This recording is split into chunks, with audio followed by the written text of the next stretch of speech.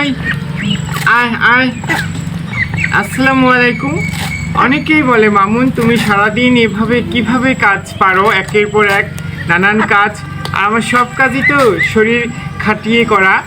তো আমার একটা হলো যে আমারও মাথা ঘুরে ক্লান্ত লাগে, আমি তখন লেবুর পানি পান করি, আমার মাকেও লেবুর পানি দেই।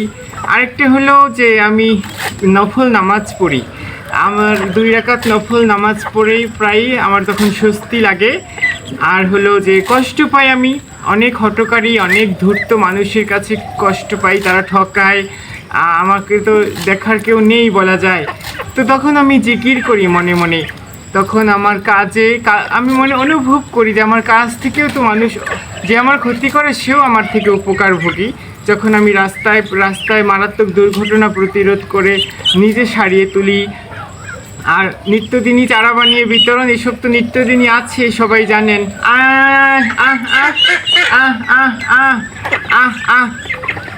তো এই যে এদের সাথেই আমার চলা, পশু পাখি গাছপালা, এভাবেই আমি মনটাকে হালকা করে কাজে কাজেই আমার দিন মান চলতে থাকে। ধন্যবাদ সবাইকে। কেটে দাও।